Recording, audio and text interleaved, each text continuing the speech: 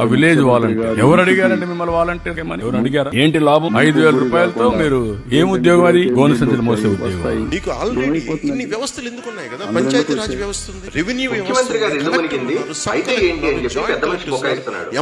అయ్యా పెద్ద మనిషి, నీ ఇల్లు మునిగితేనో నీ ఇంట్లో సామాన్లు మునిగితేనో ఎవరికి ఏం ప్రాబ్లం లేదు, అందరి ఇల్లు మునిగి నా ఇల్లు మునిగిందని చెప్పి బొకాయిస్తున్నావు కదా. అయితే ఏంటంట అంటే అయితే ఏమీ కాదు, కానీ నీ ఇల్లు మునిగింది కాబట్టి నువ్వు ఇంటికి వెళ్లకుండా కలెక్టరేట్ లో పడుకుని బస్సులో పడుకుని ప్రజల కోసమే కలెక్టరేట్ లో పడుకుంటున్నాను, నేను మీకోసమే కలెక్టరేట్ లో పడుకుంటున్నాను అని ఇట్లాంటి పోసుకోని కబుర్లు చేయడం ఎందుకు? నా ఇల్లు మునిగింది, నేను ఇంటికి వెళ్ళలేను కాబట్టి పలానా హోటల్లో ఉంటాను, లేకపోతే కలెక్టరేట్ లో ఉంటాను, పలానా బస్సులో పడుకుంటాను అని చెప్పి నిజం చెప్పొచ్చు కదా.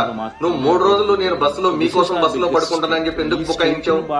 3 రోజుల క్రితమే నీ ఇల్లు మునిగింది. ఇల్లు మునిగినప్పుడు నువ్వు మరి నా ఇల్లు మునిగింది కాబట్టి నేను బస్సులో పడుకుంటున్నానని చెప్పొచ్చు కదా. ఆ విషయం చెప్పకుండా నేను ప్రజల కోసమే బస్సులో పడుకుంటున్నా, నేను ప్రజల కోసం